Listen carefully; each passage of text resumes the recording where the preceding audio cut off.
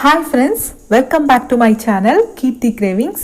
మీరు నా ఛానల్ని ఫస్ట్ టైం చూస్తున్నట్టయితే సబ్స్క్రైబ్ చేసి పక్కనే ఉన్న బెల్ ఐకాన్ని క్లిక్ చేయండి.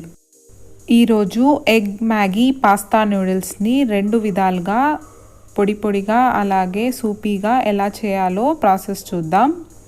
ముందుగా ఒక ప్యాన్ పెట్టుకొని అందులోకి ఒక 200 ml నీళ్ళని పోసుకోవాలి. అలాగే రుచికి తగినంత ఉప్పు, 1 స్పూను నూనెను కూడా వేసుకొని ఒకసారి బాగా మిక్స్ చేసుకొని నీళ్లు బాగా మరిగే వరకు ఉడికించుకోవాలి. ఇలా నీళ్లు బాగా మరుగుతున్నప్పుడు ఇందులోకి పాస్తాను వేసుకోవాలి. పాస్తాను వేసి ఒకసారి బాగా కలుపుకొని హై ఫ్లేమ్లో ఒక 5 నిమిషాలు ఇలా మధ్య మధ్యలో కలుపుకుంటూ పాస్తాని పూర్తిగా ఉడికించుకోవాలి. చూసారు కదా, పాస్తా చక్కగా ఉడికిపోయింది. ఇందులో ఉన్న ఎక్సెస్ వాటర్నంతా తీసేసి పాస్తాని ఇలా పక్కన పెట్టుకోవాలి. తర్వాత వేరొక ప్యాన్ తీసుకొని అందులోకి కొద్దిగా బటర్ని యాడ్ చేసుకోవాలి. బటర్కి బదులుగా నూనె అయినా వేసుకోవచ్చు. మంటను మీడియం ఫ్లేమ్లో ఉంచి బటర్ కరిగాక సన్నగా పొడవుగా కట్ చేసిన ఉల్లిపాయ ముక్కల్ని వేసి లైట్గా కలర్ చేంజ్ అయ్యేదాకా మిక్స్ చేసుకోవాలి. తర్వాత కొద్దిగా టొమాటోని వేసుకొని అది లైట్గా సాఫ్ట్ అయ్యే వరకు కలుపుకోవాలి.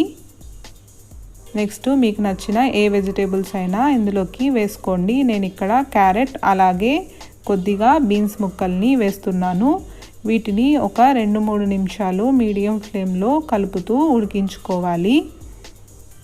3 నిమిషాల తర్వాత కొద్దిగా నీళ్ళని యాడ్ చేసుకోవాలి. మరీ ఎక్కువగా నీళ్లు కాకుండా చాలా కొద్దిగా వాటర్ని యాడ్ చేసుకొని తర్వాత అందులోకి 2 మ్యాగీ మసాలా పౌడర్ని వేస్తున్నాను. నేను ఇక్కడ 2 మ్యాగీ చేస్తున్నాను, సో 2 వేస్తున్నానండి. తర్వాత 1/2 స్పూను గరం మసాలాను వేసుకోవాలి. 1/2 స్పూను చాట్ మసాలా. నెక్స్ట్ రుచికి తగినంత ఉప్పును కూడా వేసుకొని చాలా తక్కువ ఒక 2 చిటికెళ్ళు మిరియాల పొడిని వేసుకొని బాగా మిక్స్ చేసుకోవాలి. ఇలా మిక్స్ చేసి ఒక 2 నిమిషాలు ఉడికించిన తర్వాత ఇందులోకి మ్యాగీని వేసుకోవాలి. మ్యాగీని వేసి లైట్గా ఇలా ప్రెస్ చేసుకొని మూత పెట్టి మ్యాగీని పూర్తిగా ఉడికించుకోవాలి.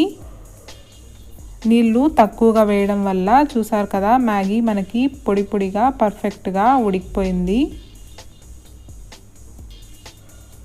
ఇప్పుడు ఒకసారి బాగా మిక్స్ చేసుకొని ఇందులోకి ఆల్రెడీ ఉడికించి పెట్టుకున్న పాస్తాని వేసుకోవాలి. పాస్తాని వేసి బాగా కలిసేలాగా మిక్స్ చేసుకోవాలి. ఇలా మిక్స్ చేసుకుంటే మనకి పొడి పొడిగా మ్యాగీ పాస్తా రెడీ అయిపోతుందండి. నెక్స్ట్ ఇందులోకి ఉడికించిన ఒక ఎగ్ని తీసుకున్నాను. దీన్ని గ్రేటర్ సహాయంతో బాగా తురుముకోవాలి.